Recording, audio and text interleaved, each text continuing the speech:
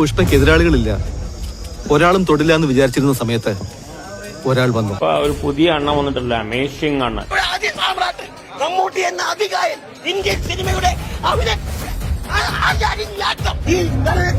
Indian സിനിമയുടെ ലോകത്തിന്റെ ഒരു വ്യക്തികൾ. ഈ വീഡിയോ കണ്ടു കഴിഞ്ഞപ്പോഴേ എല്ലാവർക്കും കാര്യം മനസ്സിലായി കാണുമല്ലോ. അപ്പോൾ നമ്മളിന്ന് നോക്കാൻ പോകുന്നത് കേരളത്തിലെ ഫേമസ് ആകാൻ ശ്രമിക്കുന്ന റിവ്യൂസിനെ കുറിച്ചാണ്. അപ്പോൾ നേരെ പോയേക്കാം.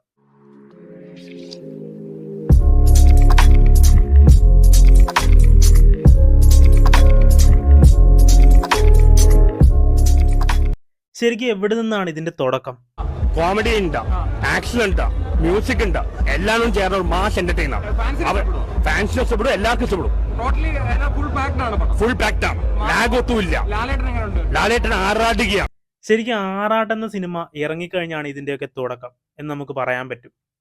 സന്തോഷ് വർഗി എന്ന മനുഷ്യൻ ആറാട്ടനായ ദിവസം സന്തോഷ് വർഗി എല്ലാ ഇന്റർവ്യൂസിലും പറയുന്നൊരു കാര്യമുണ്ട്, ഇതിൽ ഞാൻ വെച്ച് ബാക്കി എല്ലാം ബ്ലാൻഡ് ആണ്, എന്റെ മാത്രം സംഭവിച്ചാണ്.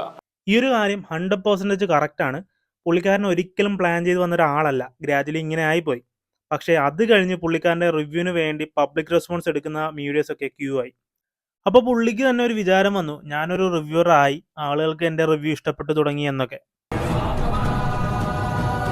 പക്ഷെ പുള്ളിക്ക് തെറ്റിപ്പോയി. ഈ പബ്ലിക് റെസ്പോൺസ് എടുക്കുന്ന ആളുകൾ ഭൂരിഭാഗവും പുള്ളിയെ ഒരു പൊട്ടനാക്കി നിർത്തി അവർക്ക് വ്യൂസ് കിട്ടുന്ന രീതിയിലാണ് വീഡിയോ എടുക്കുന്നത്. പുള്ളിയുടെ വായിൽ നിന്നും എന്തെങ്കിലുമൊക്കെ വരാനായിട്ട് മാക്സിമം ശ്രമിക്കുന്നുമുണ്ട്. പുള്ളിക്ക് പക്ഷേ അതൊന്നും മനസ്സിലാവുന്നുമില്ല. ഇതൊക്കെ കഴിഞ്ഞാണ് അലിൻ ജോസ് പെരേരയുടെ വരവ്. പുള്ളി തന്നെ പ്രസംഗാടിന് പേര് കിട്ടി. പുള്ളിയുടെ റിവ്യൂ ഒക്കെ എക്സ്ട്രീം വെറുപ്പിക്കലാണ്. കഴിഞ്ഞ ദിവസം അർജുന ഷോന്റെ കാല് പിടിക്കുന്ന വീഡിയോ ഒക്കെ ഉണ്ടായിരുന്നല്ലോ. പിന്നെ വേറെ കുറച്ച് പേര് ഇവരെ പോലെ ആകാൻ ശ്രമിക്കുന്നുണ്ട്. ഈ ഒരു ചേട്ടന്റെ വീഡിയോ ഒന്ന് കണ്ടു നോക്കിയേ. എനിക്ക് തോന്നുന്നു മറ്റേ അവന്റെ ഒരു പടം ഉണ്ടല്ലോ, ഇപ്പൊ പറയുന്നത് ബ്രേസറാ, എന്താണ് പേരെന്നായിരുന്നു? എന്താ ബ്രേസർ, അങ്ങനെ ഉണ്ടല്ലോ എന്റെ പേരെന്തായാലും ജയ ജയ ഹേക്കത്തെ ബ്രേസർ, അങ്ങനെ ഉണ്ടല്ലേ? ആ, അവന്റെ പടത്തെ കാട്ടി എന്തായാലും കൊള്ളാം. ആ, ബേസിലാണ് വായിക്കൊള്ളാത്ത പേരൊക്കെ ഉണ്ട്. വല്ലാണ്ട് ശ്രമിക്കുന്നുണ്ട്, പക്ഷെ ഒന്നും നടന്നില്ല. ഒരുപക്ഷെ പുള്ളിക്കാരൻ സിനിമ കാണുന്നത് വനിതാ വിനീതയിലായിരുന്നിൽ മേ ബി ഒരാളെ കൂടെ നമുക്ക് കിട്ടിയേനെ. എന്തുകൊണ്ടായിരിക്കും ഇത്രയും ആളുകൾ കുറ്റം പറഞ്ഞിട്ടും ഇവർ ഇങ്ങനെ തന്നെ തുടരുന്നത്?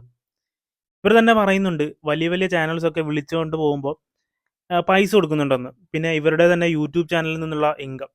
ആറാട്ടണ്ണൻ പുള്ളിക്ക് ഫ്രസ്ട്രേഷനും കാര്യങ്ങളൊക്കെ വരുമ്പോൾ കുറേ വീഡിയോസും പോസ്റ്റും അങ്ങ് ഇട്ടേക്കും. കഴിഞ്ഞ ദിവസം തന്നെ സാനിയ മൈൻഡ് ചെയ്യാതെ പോയപ്പോൾ തന്നെ സാനിയെക്കുറിച്ച് എന്തൊക്കെ പറഞ്ഞാണ് പുള്ളി വീഡിയോസ് ചെയ്തത്.